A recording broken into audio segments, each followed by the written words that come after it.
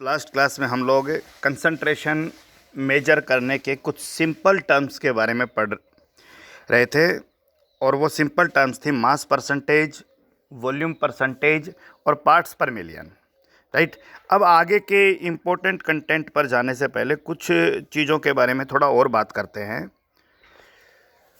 आप लोग पिछले सेक्शन में पढ़ के आए हो कि नंबर ऑफ मोल्स निकालने का फॉर्मूला, अलग अलग कंडीशन में अलग अलग फॉर्मूले नंबर ऑफ मोल्स के गिवन थे, लेकिन एक बहुत जनरल फॉर्मूला आपने यूज किया नंबर ऑफ मोल निकालने का, that is given mass upon atomic या मोलर मास। एलिमेंट होगा तो एटॉमिक मास होगा, कंपाउंड होगा तो मोलर मास होगा। तो गिवन मास को आप लोग डिवाइड करिए किससे? मोलर मास से। नंबर ऑफ मोल हमारे लिए बहुत इंपॉर्टेंट चीज़ है, तो चलिए कुछ छोटे छोटे क्वेश्चन करते हैं। 10 ग्राम सोडियम में नंबर ऑफ मोल्स कितना होगा? So n is equal to given mass 10 and number of mole atomic mass 23। Given mass upon atomic mass. Clear है? और 2-3 एग्जांपल्स देखिए। ये छोटी छोटी चीज़ें हमारे लिए बड़ा इंपॉर्टेंट रखती हैं। 50 ग्राम H2SO4, number of moles of H2SO4 is equal to given mass 50 gram upon molar mass. H2SO4 का मोलर मास कैसे निकालोगे? 2 hydrogen 1 into 2, 1 sulphur 32, 4 oxygen 16 into 4 64, so it is 98। So 50 upon 98। Hopefully the points are clear of calculating number of moles. आपसे पूछा जाए 40 gram NaOH में number of moles निकालिए। So number of moles given mass 40 gram, this is given mass 40 gram, right. And molar mass 23 sodium, 16 oxygen and hydrogen 1, sir that is 40। So 40 upon 40 that is number of moles 1। Number है तो कोई unit नहीं होगा, ये आपको पता होना चाहिए। क्लियर हो गया कि नहीं हो गया? नंबर का कोई यूनिट नहीं होता है। So number of moles clear है। एक और टर्म की हमें ज़रूरत पड़ेगी आगे, and that term is number of gram equivalent. ध्यान से समझिए, number of gram equivalent, right. Equivalent तो क्या है number of gram equivalent? Clear कीजिए। जैसे नंबर ऑफ मोल्स आपका गिवन मास अपॉन एटॉमिक या मोलर मास था, उसी तरह से नंबर ऑफ ग्राम इक्विवेलेंट जो है, so I you should write number of gram equivalent that is equal to given mass. वो भी given mass upon molar mass था, लेकिन ये given mass upon equivalent weight, given mass upon equivalent weight. So equivalent weight is new term for you. मान लीजिए आपसे कोई एक क्वेश्चन दे दे कि भाई 10 ग्राम NaOH का नंबर ऑफ मोल निकालो, तो आपको जी given mass upon molar mass 10 upon 40, और आपसे कहा जाए number of gram equivalent term निकालिए, तो number of gram equivalent term के लिए गिवन मास तो पता है आपको 10 ग्राम, लेकिन आप लोगों को इक्विवेलेंट वेट आपके लिए एक नई टर्म है। क्लियर हो गया? सो ये इक्विवेलेंट वेट जो टर्म है, इसको समझिए आप लोग क्या है। किसी भी एलिमेंट का इक्विवेलेंट वेट निकालने का जो फॉर्मूला है, एंड वो फॉर्मूला है आपका कि उसका एटॉमिक या molar mass, atomic mass upon n factor. अब आप कहोगे जी ये एटॉमिक मास तो हमें पता है, लेकिन ये n फैक्टर हमारे लिए नई चीज़ आ गई। जैसे अगर आपका क्वेश्चन 10 ग्राम NaOH को लेकर होता, 10 ग्राम NaOH, तो आप ये कहोगे जी मोलर मास तो हमें पता है, लेकिन हमें n फैक्टर चीज़ का नहीं पता। तो पहले हम n फैक्टर को समझ लेते हैं। n फैक्टर आते ही इक्विवेलेंट वेट आ जाएगा, क्योंकि एटॉमिक या मोलर मास तो हमें पता है। क्लियर हो गया कि नहीं हो गया? और ये आने के बाद हम आगे प्रोसीड करेंगे। तो सबसे पहली चीज़, हम n फैक्टर किसको कह रहे हैं? ये चीज़ हम सबको समझना है। एन फैक्टर को एक्चुअली अलग अलग टर्म में, अलग अलग रूप में रिप्रेजेंट किया गया है। अगर आपका सॉल्यूशन एसिड को लेकर है, ध्यान दीजिएगा, तो आपको ये देखना है कि आपके सॉल्यूशन में से कितने H पॉजिटिव आयन बाहर निकलते हैं। H हैं वो नहीं, कितने H पॉजिटिव आयन बाहर निकलते हैं, उसे ही उसका एन फैक्टर कहेंगे। अभी हम बात करेंगे। अगर आपका सॉल्यूशन बेस का सॉल्यूशन है तो आपको ये देखना है कि आपके सॉल्यूशन में कुल कितने OH नेगेटिव बाहर निकलते हैं। OH नेगेटिव प्रेजेंट है ये नहीं देख रहा, कितने OH नेगेटिव रिलीज करता है। और अगर आपका सॉल्यूशन किसी सॉल्ट को लेकर है तो आपको ये देखना है कि टोटल चार्ज कैटायन का कितना है या फिर एनायन का कितना है, क्योंकि आप सबको पता होना चाहिए कि हर आयोनिक कंपाउंड में कैटायन और एनायन का चार्ज सेम होता है। चेक करिए, NaCl, सो Na+1 और Cl-1, MgCl2, सो Mg+2 और 2 Cl-1 और -1 -2। तो ये आपको पता होना चाहिए। तो किसी सॉल्ट में एन फैक्टर क्या होगा, टोटल चार्ज ऑफ कैटायन और एनायन, या तो कैटायन का टोटल चार्ज देखिए या फिर क्या देखिए, एनायन का टोटल चार्ज देखिए, उसे ही हम क्या कहेंगे, एन फैक्टर कहेंगे। तो अब फिर से बात करते हैं कि कोई भी एसिड है उसमें हमें क्या देखना है, कितना H पॉजिटिव निकलेगा। कोई बेस है उसमें हमें क्या देखना है, कितना OH नेगेटिव निकलेगा। और कोई सॉल्ट है उसमें हमें क्या देखना है कि कितना चार्ज है कैटायन पर या एनायन पर। अब आप एक बात ध्यान रखिए, H पॉजिटिव कहाँ कहाँ से निकलेगा। आप आगे जाओगे तो आपको अपने आप समझ में आएगा, लेकिन एक बात समझिए कि जहाँ भी H और F के बीच में बॉन्ड बना है वहाँ से H पॉजिटिव निकल जाएगा। क्यों निकल जाएगा, इसको समझने के लिए आपको प्रायोगिक टेबल का चैप्टर जो आपने 10th में पढ़ा है उसे ही आगे प्रोसीड करके समझाएंगे। और बहुत इंपॉर्टेंट टॉपिक है कि क्यों निकलता है। लेकिन अभी आप अपनी मेमोरी के लिए ध्यान रखिए, जहाँ भी आपको H और O के बीच में बॉन्ड मिले वहाँ से भी H पॉजिटिव रिलीज हो जाएगा। क्लियर हो गया। तो अभी आप लोग जितना भी ध्यान रखोगे वो ये ध्यान रखोगे कि भाई कोई एसिड H पॉजिटिव कहाँ से रिलीज करेगा, OH बॉन्ड से रिलीज करेगा। क्लियर हो गया कि नहीं हो गया, HF बॉन्ड से रिलीज करेगा। तो फिलहाल के लिए आपका मामला इतना ही है। क्लियर हो गया कि नहीं हो गया। आप इतना पॉइंट ध्यान रखिए, आगे की चीज़ें आपको आगे बताई जाएंगी। तो कोई एसिड H पॉजिटिव कितना बाहर निकालेगा उतना ही उसका एन फैक्टर है। तो चलिए HNO3, राइट। अब देखने में ऐसा लग रहा है कि ये HN के साथ जुड़ा है, लेकिन आप लोग 11th क्लास में ही समझ जाओगे कि ये जो H है ये N के साथ नहीं जुड़ा, ये HO के साथ जुड़ा है। सो it is double bond O,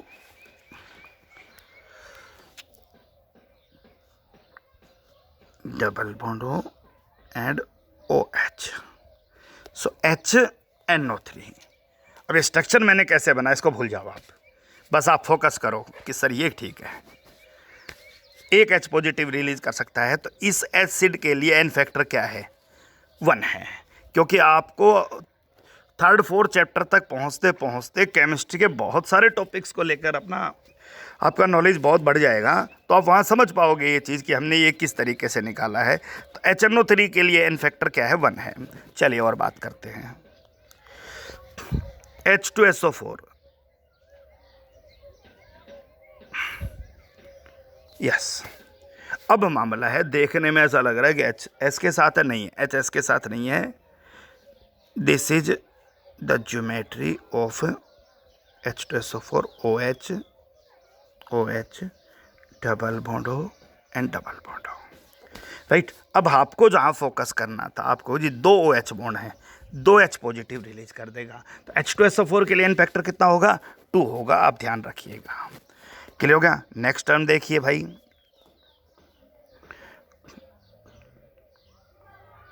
CH3COOH आपने 10th में पढ़ा है, एसिटिक एसिड का फॉर्मूला है। लेकिन स्ट्रक्चर आप देखिए, सी है, एच है और एच है और सी है और डबल बॉन्ड है और ओ एच है। ये सब 10th क्लास के स्टूडेंट्स को पता है ये बात कि एसिटिक एसिड का स्ट्रक्चर इसी तरह से बनता है।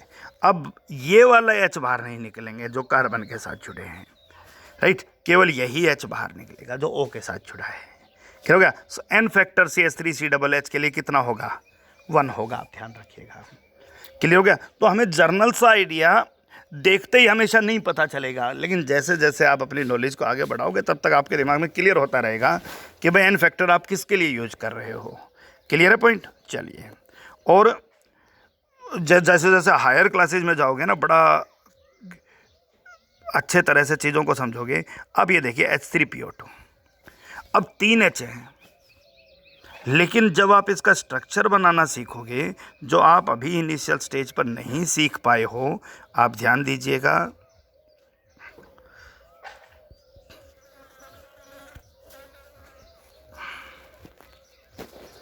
This is only 2p, okay, I correct the structure H3PO2, right. और स्ट्रक्चर जब आप सही बनाओगे तभी चीज़ें आपके लिए क्लियर होगी। Okay, so little oxygens are present, so you are quite surprised that what actually happens.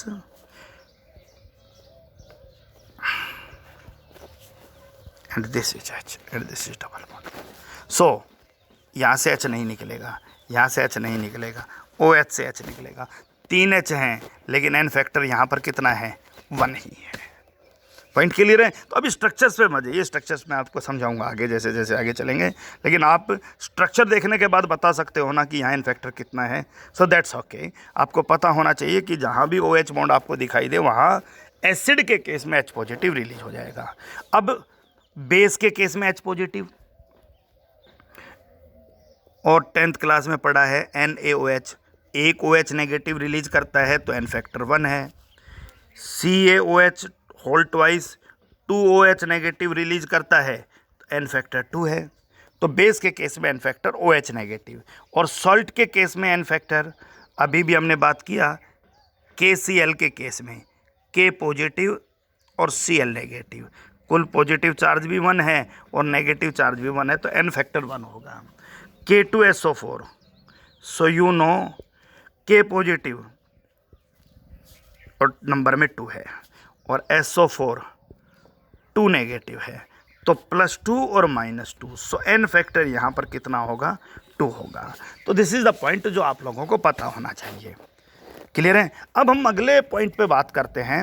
हमारा कंसंट्रेशन के 3 टर्म के बारे में हम अच्छे से पढ़ चुके हैं, और वो 3 टर्म है आपका mass percentage, volume percentage and mole fraction, not ppm। Mass percentage पढ़ लिया, वॉल्यूम परसेंटेज पढ़ लिया, पार्ट्स पर मिलियन पढ़ लिया। अब हमारा टॉपिक आता है मोल फ्रैक्शन। अब मोल फ्रैक्शन पढ़ने से पहले बेहतर रहेगा एक बार फ्रैक्शन के बारे में हमारी नॉलेज है वो चेक कर लेते हैं। फ्रैक्शन बहुत पढ़ा है हमने, राइट, फ्रैक्शन निकालना। तो चलिए चेक कर लेते हैं फ्रैक्शन कितना आता है कितना नहीं आता। 6th क्लास में आपको फ्रैक्शंस के बारे में बताया गया कि मान लीजिए क्लास है और टोटल स्टूडेंट 30 हैं, राइट।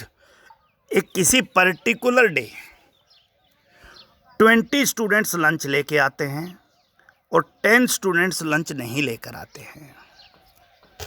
क्लियर? तो आपसे पूछे कि लंच लाने वालों का फ्रैक्शन कितना होगा, आपको जी 20 लंच लाए हैं आउट ऑफ 30, सो 20/30, 2/3 स्टूडेंट्स जो हैं वो लंच लेकर आए हैं, और लंच नहीं लाने वालों का फ्रैक्शन कितना होगा? 10/30।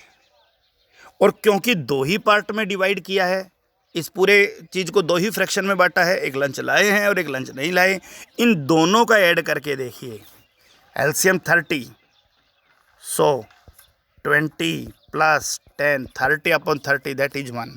तो टोटल फ्रैक्शन का जोड़ हमेशा 1 ही आता है, क्योंकि एक ही चीज़ को तो फ्रैक्शन में डिवाइड किया है आपने, किसी एक चीज़ के कुछ पार्ट बना दिए कुछ पार्ट बना दिए, और फ्रैक्शन यानी फ्रैक्शंस का जोड़, सभी फ्रैक्शंस का जोड़ 1 आता है एक कंपोनेंट के। चलिए एक और question.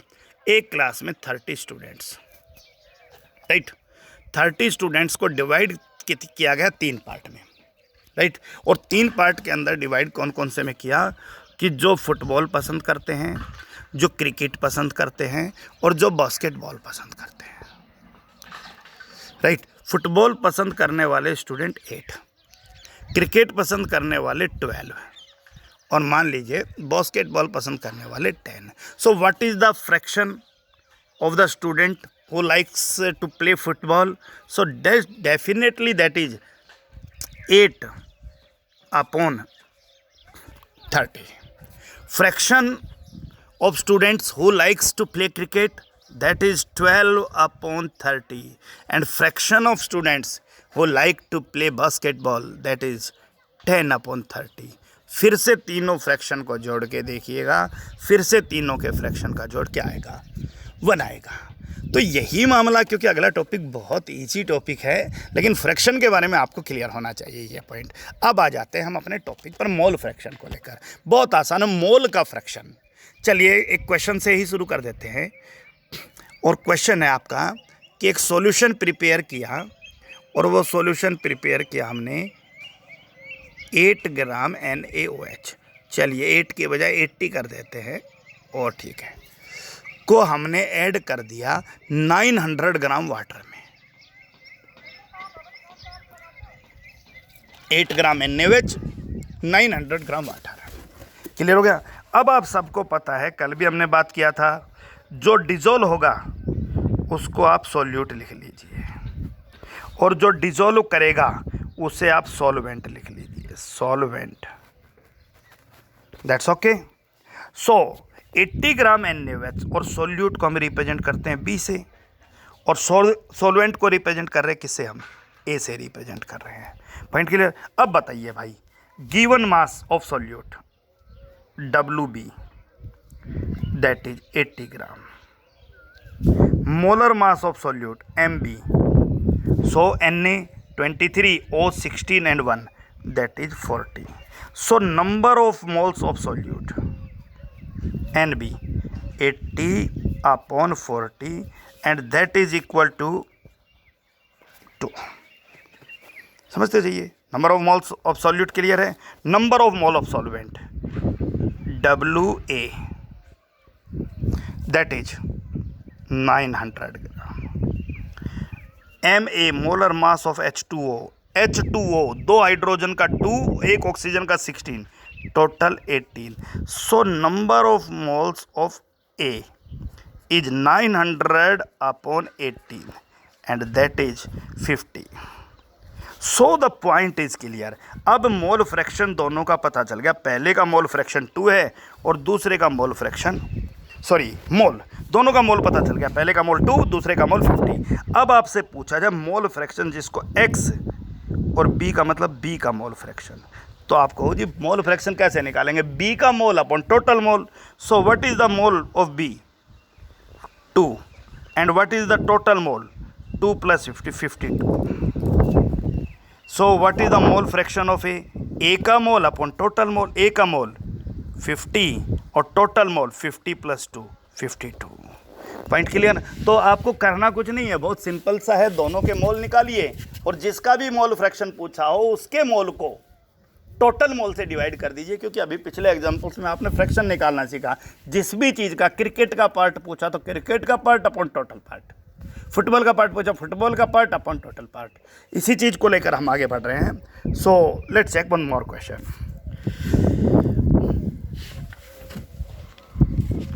A solution is prepared by adding 98 gram H2SO4. What to do? We have to add 98 gram H2SO4. और किस में ऐड कर रहे हैं हम 98 ग्राम H2SO4?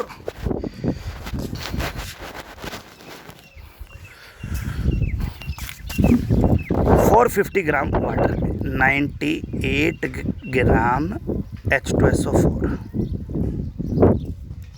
को ऐड कर रहे हैं हम किस में? 450 ग्राम ऑफ वाटर के अंदर।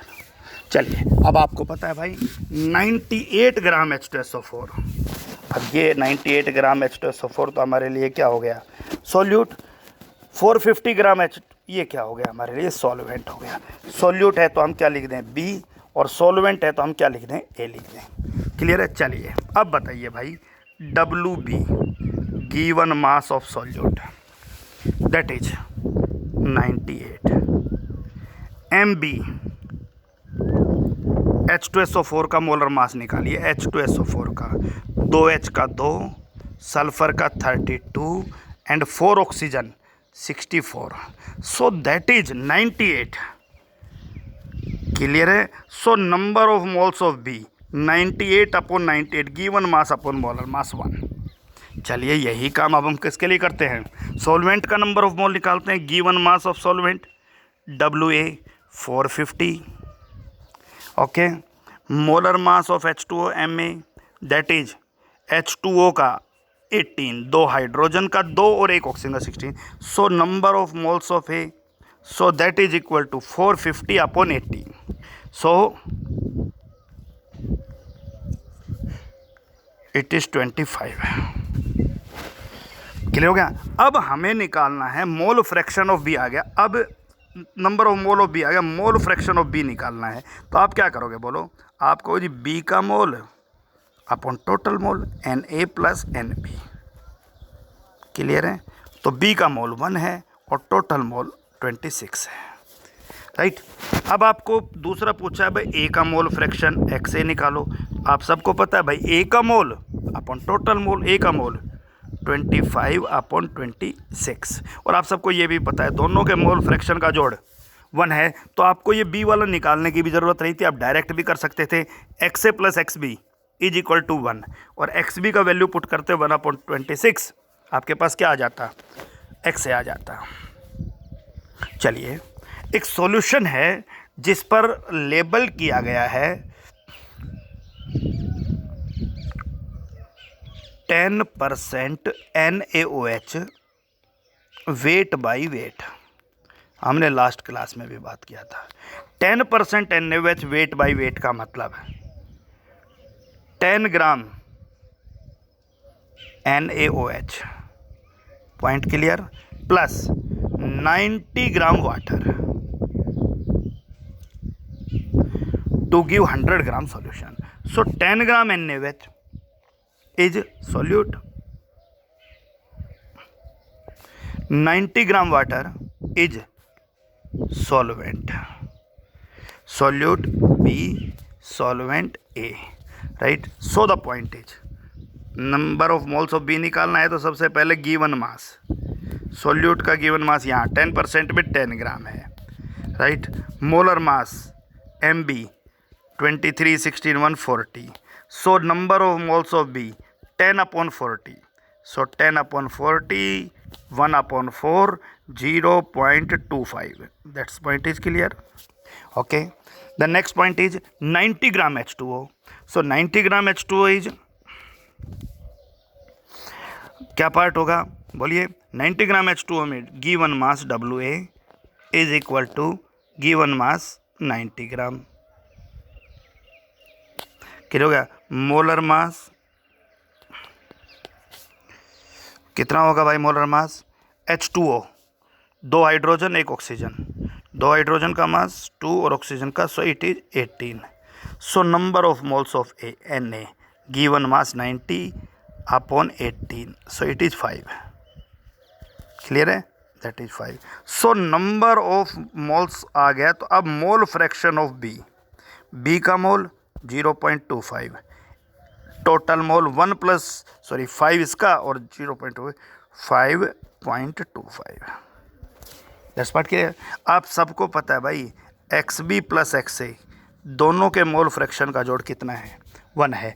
तो अब आपको XB पता चल गया, आप XA निकाल सकते हो, और वरना सीधा भी निकाल लीजिए। सॉल्यूशन अगर इजी है तो सीधा ही निकालिए। XA A का मोल फ्रैक्शन 5 और total mole 5 plus 0.25, 5.25, that is your part. Clear है। सो मूव करते रहिए क्वेश्चंस के ऊपर और देखते हैं question.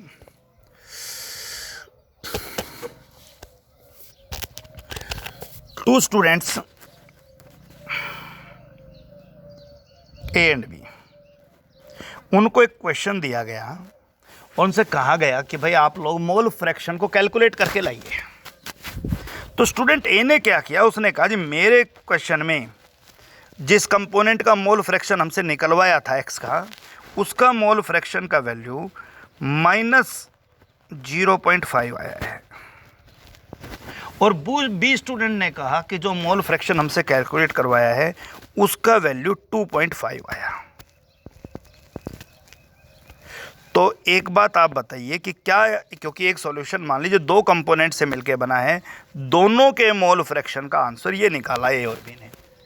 So as student of science आप लोग इस रिजल्ट के आधार पे क्या कंक्लूजन निकालोगे?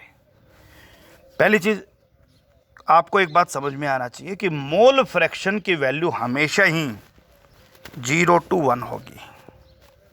0 तब होगी जब वो कंपोनेंट मौजूद नहीं होगा, और 1 तब होगी जब वो प्योर कंपोनेंट होगा, जब उसमें वही मौजूद होगा और कोई चीज़ दूसरी उसके साथ मौजूद नहीं है। तो मोल फ्रैक्शन की वैल्यू हमेशा ही 0 से 1 के बीच में मिलेगी। वो कभी भी 0 से कम नहीं हो सकती, वो कभी भी 1 से ज़्यादा नहीं हो सकती। ये दिमाग में बिठा लीजिए। क्लियर हो गया कि नहीं हो गया? तो ऐसा पॉइंट आप क्लियर कीजिए कि मोल फ्रैक्शन के बारे में आपका पॉइंट क्लियर होना चाहिए कि मोल फ्रैक्शन की वैल्यू 0 to 1 मिलने वाली है, वो 0 से कम नहीं हो सकती। क्लियर हो गया? 0 होने का मतलब है वो नहीं मौजूद नहीं है, वो कंपोनेंट मोल फ्रैक्शन, उसका फ्रैक्शन मौजूद नहीं है, 0 है तो। क्लियर हो गया? और 1 आ गया तो पूरा का पूरा वही मौजूद है, उसके साथ दूसरा कंपोनेंट मौजूद नहीं है, ये ध्यान रखना। So that's part. एक क्वेश्चन ये पूछा गया कि एक सॉल्यूशन 3 कंपोनेंट से मिलके बना, ए, बी और सी। ए का मोल फ्रैक्शन 0.2 था, बी का मोल फ्रैक्शन 0.4 आया। What is the mole fraction of C? आप सबको पता है भाई सॉल्यूशन 3 कंपोनेंट से मिलके बना है, तो तीनों के मोल फ्रैक्शन का जोड़, पहले का मोल फ्रैक्शन एक्स ए, दूसरे का मोल फ्रैक्शन एक्स बी, तीसरे का मोल फ्रैक्शन एक्स सी, तीनों के मोल फ्रैक्शन का जोड़ कितना है? 1 है। तो आप लोग एक्स ए की वैल्यू पुट कीजिए, एक्स बी की वैल्यू पुट कीजिए, आप लोग एक्स सी ईजिली कैलकुलेट कर सकते हो। होपफुली मोल फ्रैक्शन को लेकर आपके आइडियाज़ क्लियर होंगे, तो अब आप मोल फ्रैक्शन को अच्छे से सॉल्व कर सकते हो। अभी हम थोड़ी देर पहले एक क्वेश्चन पे बात कर रहे थे, नंबर ऑफ ग्राम इक्विवेलेंट, क्योंकि कल के टॉपिक्स में उसकी ज़रूरत पड़ेगी, तो उसको लेकर थोड़े क्वेश्चंस कर लेते हैं। हमने बात किया भाई number of gram equivalent is equal to given mass upon equivalent weight. Equivalent weight. अब प्रश्न आता है equivalent weight is molar mass upon n factor. So it is given mass, जिस भी चीज़ का आप निकाल रहे हो, upon molar mass upon n factor. The point is clear?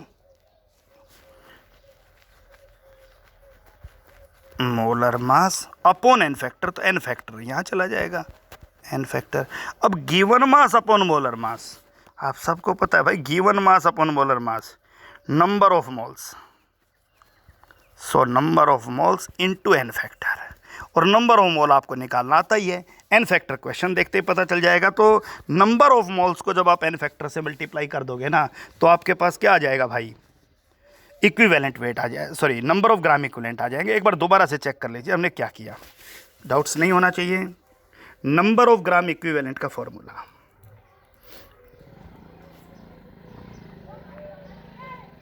Number of gram equivalent and the formula is given mass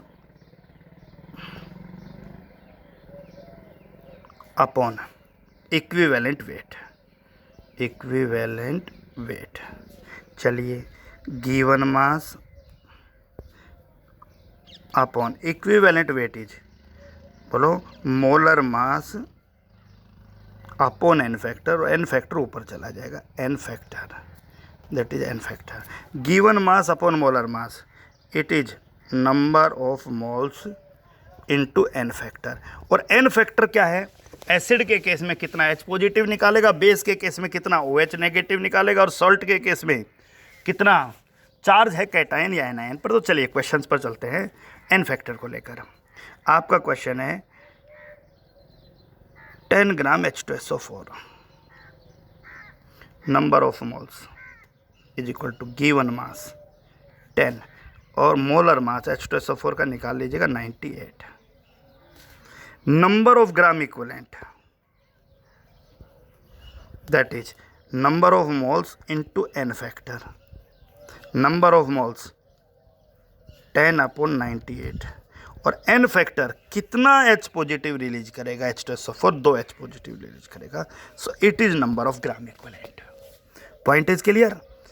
10/98। चलिए और क्वेश्चंस करते हैं। 80 ग्राम NaOH को लेकर एक क्वेश्चन को आगे बढ़ाते हैं। Right, number of moles given mass upon molar mass, so it is 2। Clear. Number of gram equivalent, number of gram equivalent, so number of moles into n factor. Number of moles 2 n factors. NaOH कितना base है तो OH negative replace कर सकता है, तो 1 आ जाएगा, तो that is 2। तो जब भी अब हम क्वेश्चंस पे आगे जाएंगे तो हमें बहुत बार ऐसा होगा कि नंबर ऑफ मोल निकालना पड़ेगा, नंबर ऑफ ग्राम इक्विवेलेंट, तो आप क्लियर कीजिए। तो आज के टॉपिक्स में हम बस इतना ही बात कर रहे हैं। कल हम और बहुत इंपॉर्टेंट टर्म्स के बारे में नेक्स्ट क्लास में बात करेंगे, that is molarity, molality and normality. Frequently use होंगी 11th क्लास में, क्लासरूम में यूज होंगी, लेबोरेटरी में बहुत यूज होंगी। जब हम प्रैक्टिकल्स के लिए चलेंगे लैब में तो आप लोगों को बार बार कहा जाएगा कि इस कंसंट्रेशन का सॉल्यूशन तैयार करके लाइए, और आपको खुद बनाना है। इस बात को दिमाग में बिठा लीजिए। एक बार आपको बताया जाएगा बस इनकी सॉल्यूशन किस तरीके से बनाया जाता है। लेबोरेटरी वर्क आपको पूरा खुद करना है। तो आप लोग अपना मेजरमेंट करोगे, कैलकुलेशन करोगे, फिर आप बताओगे कि भाई इस तरह से सॉल्यूशन हमने तैयार कर लिया है। क्लियर हो गया। और अगर सॉल्यूशन गलत हो गया, मान लीजिए आपने सॉल्यूशन सही तैयार नहीं किया, तो फिर आपकी बाकी सभी मेजरमेंट्स गलत आएंगे। ये क्योंकि केमिस्ट्री जो है उसमें केमिकल्स का वेट का एक्यूरेसी बहुत ज़्यादा ज़रूरी है, और अगर उसमें गड़बड़ हो गया तो फिर समझ लीजिए कि आप लोगों के सारे मेजरमेंट गलत आएंगे। और उसका पहला स्टेप है मेजरमेंट का कि आप लोग सही करेक्ट सॉल्यूशन बनाएं। करेक्ट सॉल्यूशन तब बनाओगे जब आपको सॉल्यूशन बनाने के पूरे प्रोसेस के बारे में आइडिया होगा, नॉलेज होगी। So that's all for today. Next class we will discuss about molarity, molality and normality.